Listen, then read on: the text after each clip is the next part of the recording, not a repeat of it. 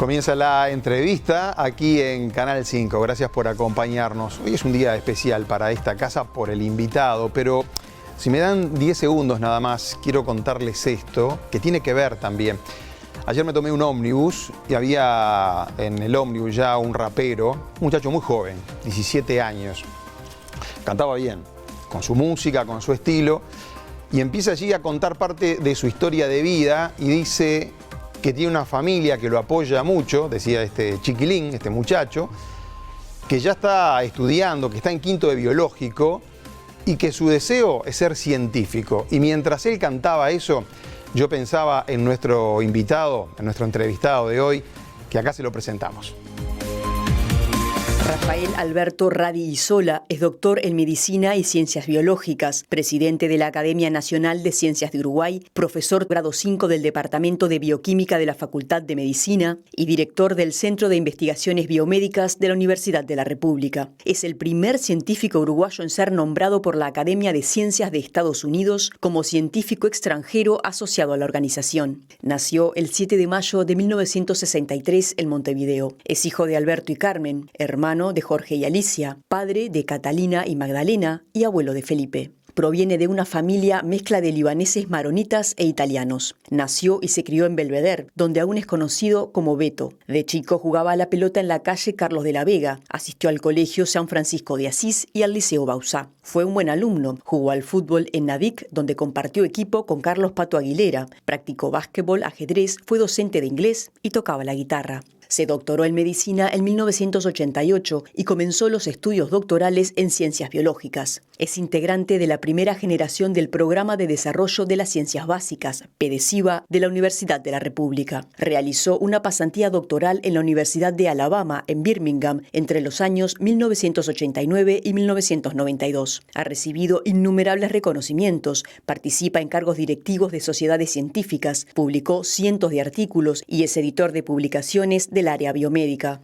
Recibió el título de doctor honoris causa de la Universidad Autónoma de Madrid y fue coordinador general del Grupo Asesor Científico Honorario, GACH, del Gobierno Nacional para el Control de la Pandemia de COVID-19. Rafael Radi es hincha de auriblanco y aunque tuvo un pasaje de simpatizante de Nacional, el cuadro de sus amores es Liverpool. Suele asistir al Estadio Belvedere con su padre. Sus hijas cuentan que Radi siempre apoyó sus decisiones, aunque con una mirada crítica y exigente. Durante la etapa del GACH lo ayudaron y asesoraron para evitar que el proceso científico estuviera contaminado por otros factores. Tanto es así que Catalina y Magdalena se definen como el GACH del GACH.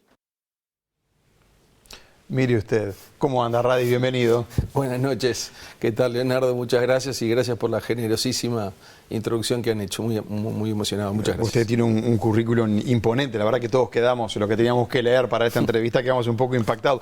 Pero me llamó mucho la atención que Catalina y Magdalena jugaron su partido. ¿Tenía ayuda usted ahí, si se quiere, con esto? Sí, sin duda. Ambas fueron una de las voces que me acompañaron en ese proceso, en la forma más íntima. Y cuidaban a su padre, como claro, todo buen hijo cuida. Entonces, un montón de decisiones, pequeñas decisiones a veces, que había que tomar en el día a día, muchas veces acudía a la opinión de ellas, y bueno, y a otra gente muy querida también, y un poco en ese ámbito, algunas dudas se disipaban, y bueno, por eso en broma decimos que ellas fueron, para mí, el GACH del GACH. Buenísimo. Yo empecé contando esta breve historia del rapero, que me llamó la atención. Yo venía pensando en la entrevista, uno cuando tiene la entrevista el día previo ya la está trabajando, y este chiquilín ya se anotó en sexto de biología, no dijo en medicina, quiere ser científico, y arrancó por ahí, y yo pensé, ¿cuánta visibilidad le dio todo esto del COVID? Ya dejemos eso de lado ahora, pero a la ciencia, ¿no? ¿Cuánta visibilidad le dio a ustedes? Y ahora hay jóvenes que ya ven en su futuro poder ser investigadores. Sí, realmente este es un hecho impactante que le ha ocurrido al Uruguay y que creo que el Uruguay tiene que entenderlo y potenciarlo, que es el haber alentado vocaciones científicas. Hay un montón de anécdotas que tenemos, todos los que hemos integrado el Grupo Asesor Científico Honorario y muchos investigadores que han participado en la gestión de la pandemia, de familiares, amigos, personas que no nos conocen, que se acercan y plantean, bueno, por lo que ustedes han hecho y por lo que vimos que la ciencia puede hacer. Tengo un hijo, un nieto, una hija, una nieta que quieren hacer una carrera científica. En lo personal me ha pasado un montón de veces.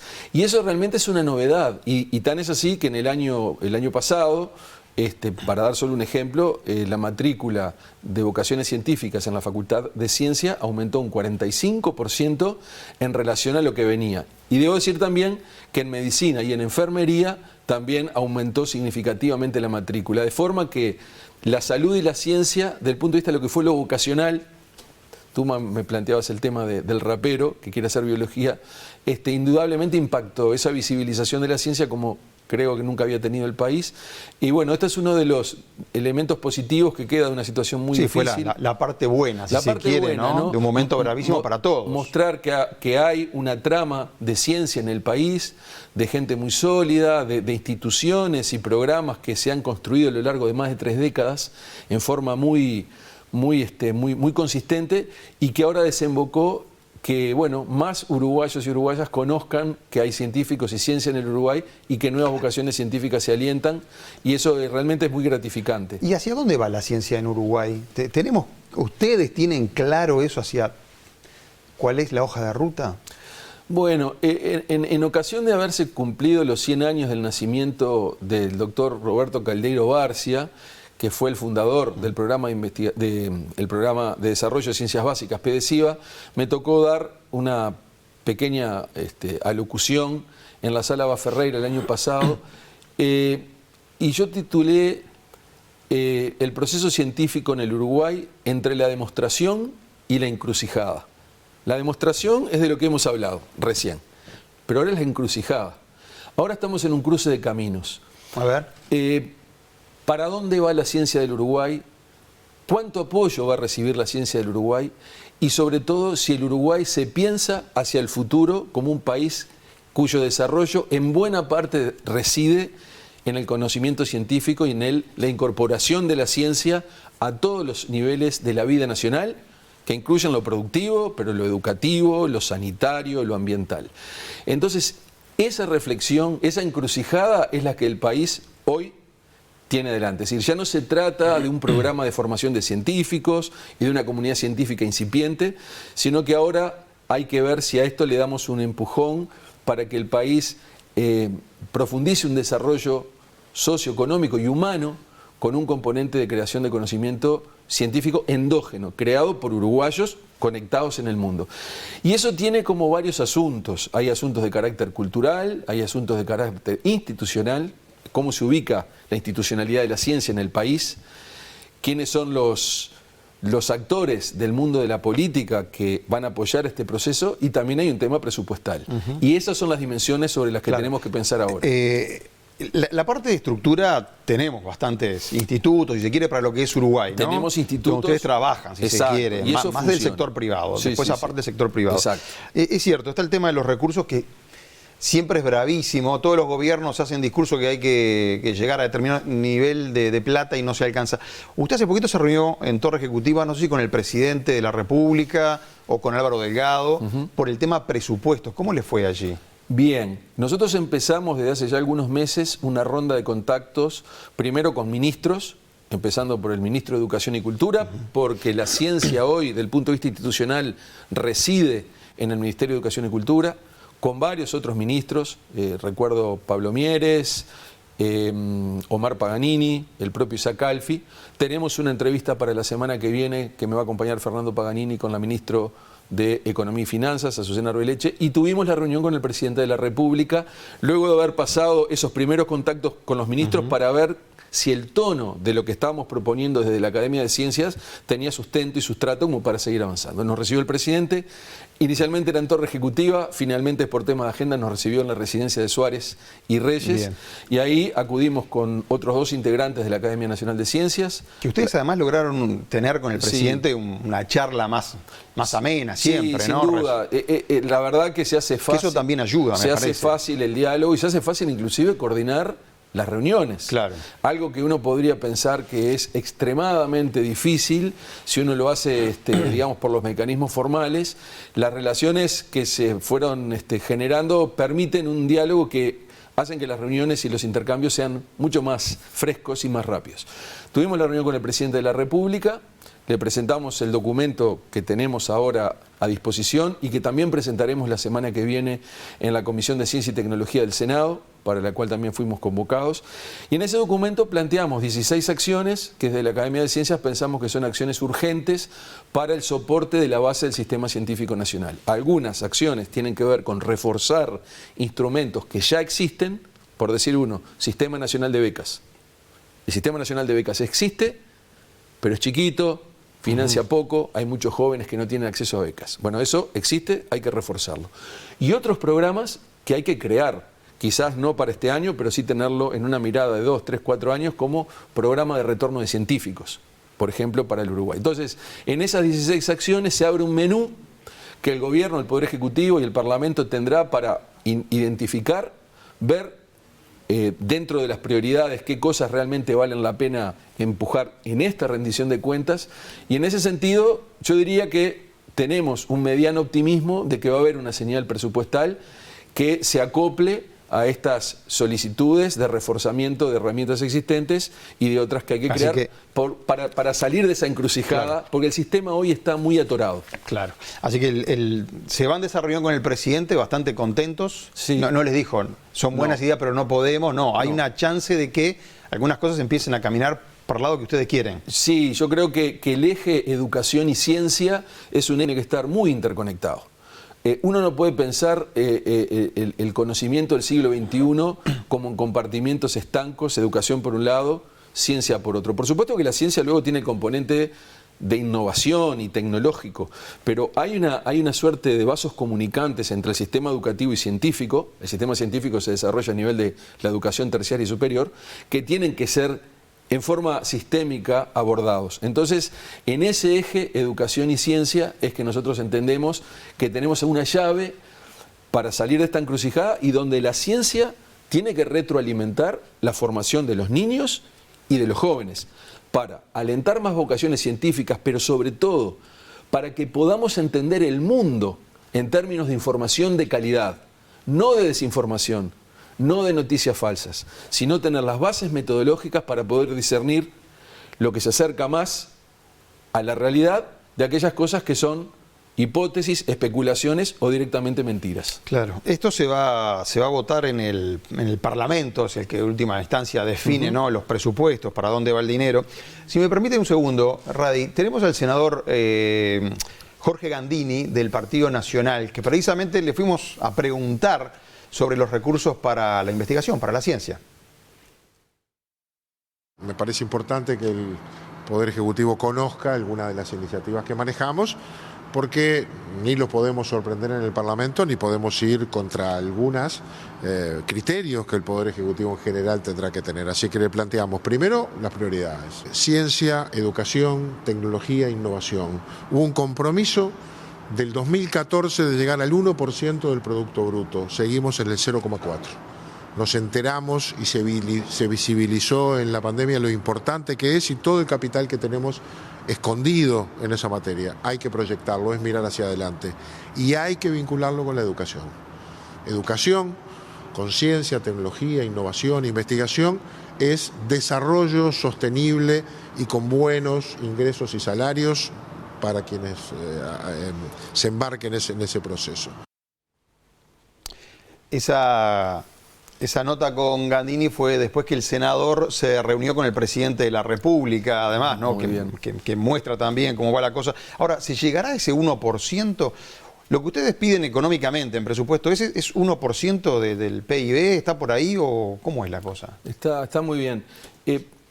Primero quiero comentar sobre ese valor del 0,4, 0,38, que hoy es un valor que es oficial, porque es un valor que está en el portal Prisma, que es el portal que la Agencia Nacional de Investigación e Innovación, la ANI, presenta, que son los indicadores de ciencia y tecnología. Entonces, cualquier ciudadano puede ir ahora, o dentro de un ratito, o mañana, al portal Prisma, ver todos los indicadores de ciencia y tecnología del Uruguay, y uno de los que va a ver es inversión en investigación y desarrollo, y van a ver que ese valor es oficial, 0,4%. Es el valor que hemos manejado históricamente, pero ahora está en un portal oficial de gobierno de la agencia que es especialista en los temas de financiación de ciencia y tecnología. El objetivo del 1% es un objetivo al que sabemos que no se puede arribar de un golpe. No lo planteamos en el 2014, tampoco lo planteamos ahora, por un conjunto de razones. Pero sí entendemos que es un horizonte al que se puede arribar en un plazo de 4, 5, 6 años. Con el presidente, de hecho surgió de él, planteó que esto en realidad debería ser una política de Estado acordada con todos los partidos políticos. Es decir, bueno, en esta rendición de cuentas, 2022, mitad de periodo de gobierno, hay que darle una señal a la ciencia, creemos, podemos apoyar tanto.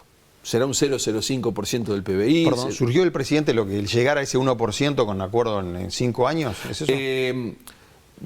No podría decir ahora que manejamos el 1, pero sí se manejó... La tendencia es esa. El concepto es ese. Bien. No quiero dejar atrapada la conversación con un número duro, claro, está bien. pero el concepto era tener, más allá de lo que pueda hacer hoy el gobierno, con un mensaje desde el Poder Ejecutivo al Parlamento, lo cual simplifica mucho las cosas, porque si no el Parlamento, si no recibe ese mensaje, luego el tema de la redistribución siempre es muy compleja, con un mensaje del Poder Ejecutivo, y acordar una política de Estado multipartidaria, que fue el compromiso firmado entre los 4 candidatos a la presidencia de 2014 para un incremental a lo largo de un periodo de 4 o 5 años, donde nos permita reforzar las herramientas que tenemos débiles hoy y la creación de esas nuevas herramientas que necesitamos para que la comunidad sea mucho más potente. Ahora bien, una cosa es el sector público, también está el sector privado, que también en un proceso de mediano plazo tienen que haber iniciativas que ya existen, pero que tienen que potenciarse de articulación con el sector académico y el sector productivo, para que también el sector productivo sea parte de este incremento. En los países plenamente desarrollados desde el punto de vista científico-tecnológico, doy el ejemplo de Alemania, que además lo conozco bien, porque me ha tocado trabajar ahí en varias oportunidades. Ellos tienen un 3% de un gran PBI, un 3% dedicado a investigación y desarrollo. De ese 3%, 2/3 lo pone el sector privado y 1/3 el sector público. O sea que es 1% público, 2/3 privados. Pero todos sabemos las empresas de primer nivel que tiene Alemania, que están basadas en ciencia y tecnología.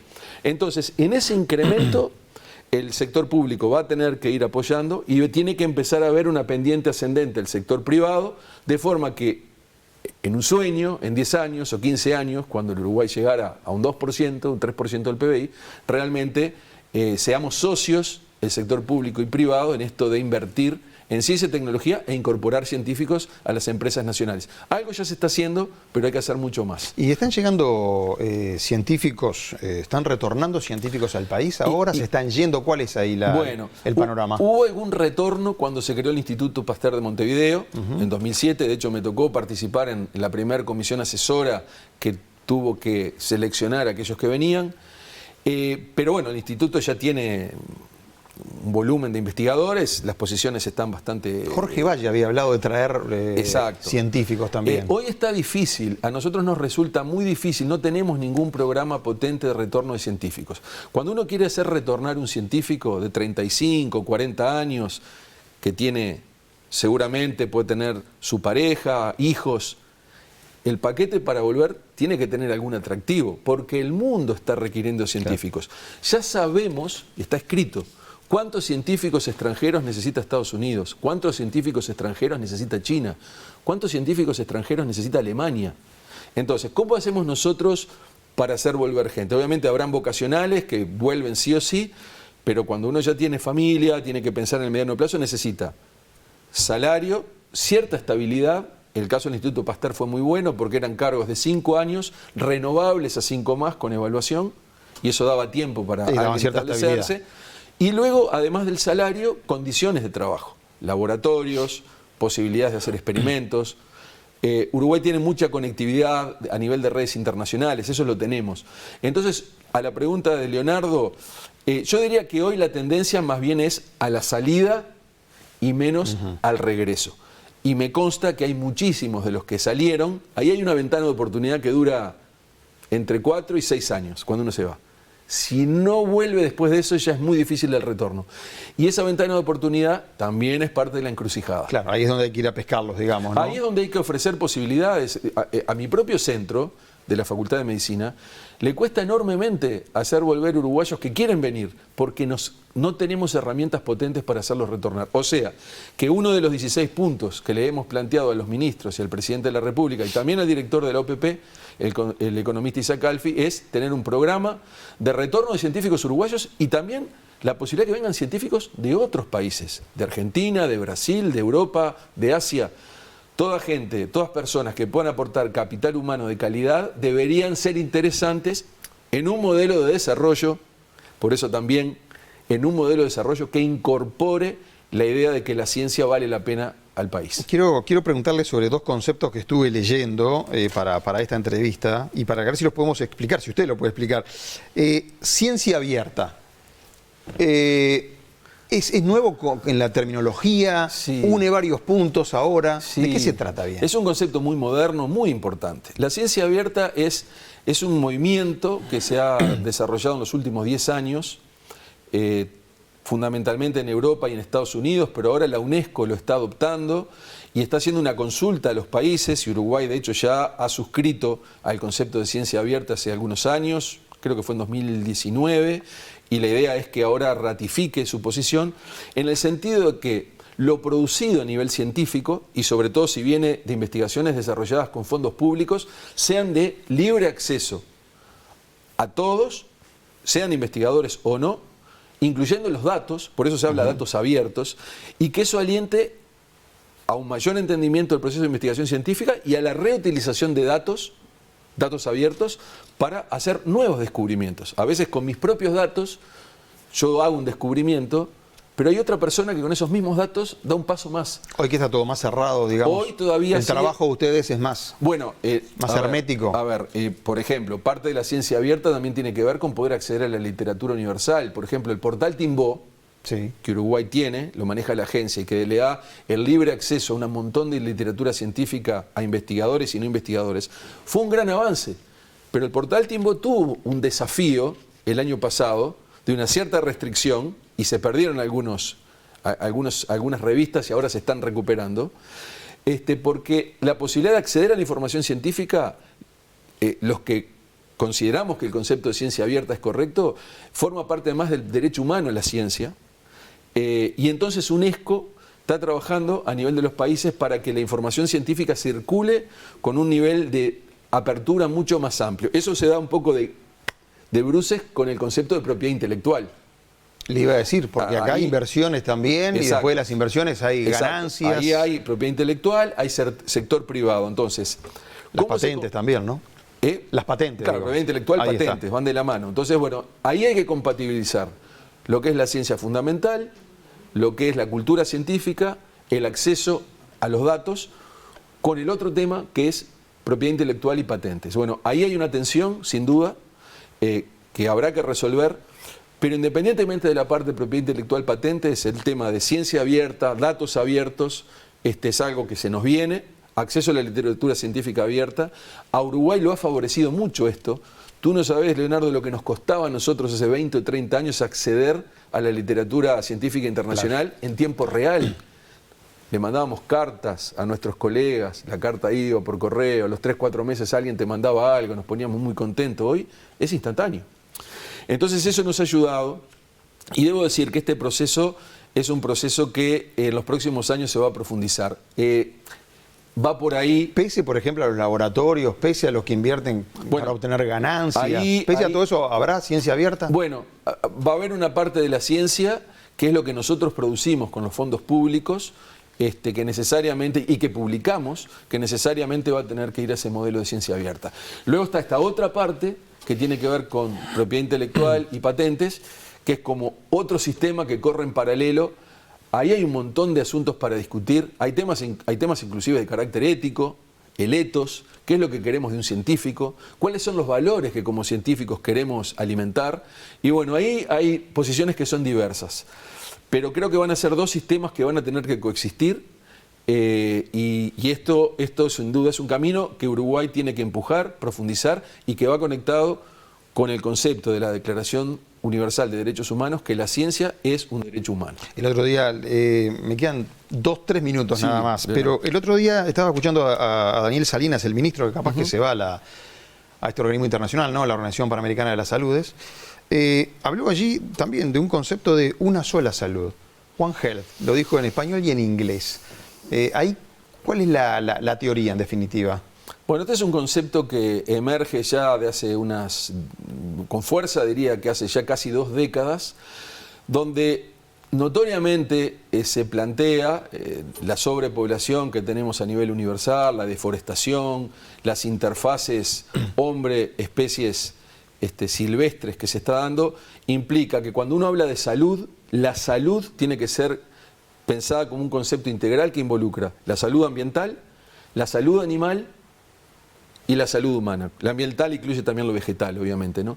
Las zoonosis, por ejemplo, COVID-19, la viruela del mono, son zoonosis, o sea que son saltos de un virus del animal al hombre. Del animal al hombre, y también hay saltos del hombre al animal, porque eso está existiendo y los reservorios. Bueno, entonces hay que entender esto en términos de que estaremos más saludables cuando el medio ambiente esté más saludable, cuando preservemos los hábitats naturales de las especies silvestres y que no hayan interfaces raras en los mercados húmedos entre especies, digamos, especies no nativas con el hombre, y la salud humana. Entonces el concepto de una salud implica, desde el punto de vista conceptual, esta idea integradora, pero también nos convoca a una praxis y a una forma de trabajar. Sobre eso hemos discutido en los últimos años y creo que Uruguay se está posicionando. De hecho, nosotros como Academia Nacional de Ciencias, por invitación de la Academia Nacional de Veterinaria y la Academia Nacional de Medicina, estamos trabajando ahora en un panel interacademias con el concepto Una Salud y lo estamos trasladando en términos de lo que estamos produciendo al Poder Ejecutivo. O sea que ese es un lugar donde Uruguay podría realmente, por sus dimensiones, por su desarrollo científico, podría empujar para que quede establecido. Es la forma de tener un planeta sustentable. Es más, hoy no solamente se habla de One Health, se habla de One Planet, One Health. Claro. No fueron capaz que estoy totalmente equivocado, los japoneses, la gente de la India también, que ya hace años trabaja en este concepto de una salud, digamos, sí, integrando el ambiente con... Tienen un concepto holístico que Exacto. a las sociedades occidentales nos ha costado mucho más llegar, con esa idea del desarrollismo, sí, de la producción, de aumentar la producción. Bueno, hemos llegado a un límite y ahora hay que recalcular. Para terminar, Radi, quería preguntarle, y no era para nada el objetivo de la nota, sino aprovechar su inteligencia también, porque le tocó estar a usted en la primera línea de fuego con el tema COVID. Ahora ya no tiene que seguir, no tiene esa obligación de seguir el día a día, pero si tuviera que definir la situación actual del país, ¿cómo la está viendo usted? Bueno, yo diría que en ese mosaico de situaciones mundiales, la pandemia como evento global se mantiene. Hemos salido de la fase más aguda de la pandemia, ahora estamos en una especie de fase subaguda, donde hay mucha inmunización natural y por vacunas. Hay poblaciones que se van a seguir infectando y que la van a pasar mal, las personas mayores, los vulnerables, los inmunodeprimidos, las personas que tienen tratamiento antitumoral contra el cáncer. Todos esos uruguayos y uruguayas que están en estas situaciones siguen estando muy desafiados por el SARS-CoV-2. Lamentablemente van a seguir habiendo internaciones y muertes por este motivo. Por eso hay que pensar que todavía es bueno mantener prudencia. No hemos llegado de ninguna forma al estado endémico. Esto sigue siendo una pandemia. Está el fenómeno impredecible de la aparición de nuevas variantes. De hecho, Omicron ha generado sublinajes que cada vez son más transmisibles. La región está experimentando una subida, esto no ocurre solo en Uruguay, está ocurriendo en el sur de Brasil y en Argentina, tenemos más casos, hay algunas situaciones. Entonces yo diría que ya no estamos en la emergencia, hemos salido de la emergencia, sí estamos en la post-emergencia, no estamos en la post-pandemia y de vuelta, aquellos uruguayos y uruguayas que tengan vulnerabilidades, eventualmente pueden sufrirlo y el programa de vacunación tiene que continuar y ya se está hablando de vacunas de segunda generación para lograr mayor efectividad. ¿Qué es una vacuna de segunda generación? Bueno, hay como dos canales. El canal tradicional, donde en realidad en el recipiente se coloca más de una variante del ok. material genético, porque nosotros todavía nos estamos vacunando con el material genético de la primer variante de Wuhan, la variante ancestral. Entonces esta ya se alejó bastante de Omicron. Entonces la idea es poder generar algunas vacunas bivalentes, así como cuando nos damos las de la gripe, ahora este año se administró la tetravalente para 4 cepas. Quizás el futuro sea vacunas anti-COVID para más de una cepa, alejadas, para que la inmunidad sea más amplia. Y vacunación anual. Seguramente, es algo que esto lo tendrá que ver la Comisión Nacional de Vacunas, pero es posible que por un tiempo haya que pensar en refuerzos. Y también se está hablando mucho de las vacunas nasales, que permiten bloquear la transmisión y la replicación del virus en la nariz, porque es el tracto respiratorio superior el principal. Entonces, entre las vacunas bivalentes y las vacunas nasales, los laboratorios y la academia está trabajando en poder dar una inmunidad un poco más potente. La que se dio hasta ahora fue muy buena, pero en el caso de Omicron, el tema de la transmisión no se ha logrado bloquear en forma muy importante. ¿Se anima a decir que le estamos ganando a Bolivia 2-1 ahora o todavía...? No, ahora pasamos, los pasamos y vamos ganando por un gol, yo diría casi por 2. Siempre con la altura en contra, ¿no? Sí, siempre con la altura en contra. Así que bueno, esa es la situación y un gusto conversar, Leonardo, con ustedes. Gracias, Radi, por haber venido. Le vuelvo al rapero, a este muchacho. Se ve que me impactó lo del rapero. Sí. Pero porque él contaba eso y yo pensaba en usted, porque usted viene de un barrio también, bien de Montevideo, de Exacto, Belvedere, ¿no? Por supuesto. Y este muchacho ya se anotó, está en sexto biológico, le dije, de medicina, ya averiguó en la Facultad de Medicina qué canales tenía que seguir. Y era un poco lo que le tocó a usted también. Empezaba medicina y después veía cómo se iba moviendo, ¿no? hacia la investigación. Tenemos que abrir oportunidades a estos jóvenes. Parte de la encrucijada a resolver. Gracias por haber estado hoy acá en la televisión pública. Muchas gracias, Leonardo. Buenas noches. Ha sido un gusto. Amigos, de ustedes también me despido. Será hasta la próxima, el lunes. Los espero como siempre. Que pasen bien. Gracias.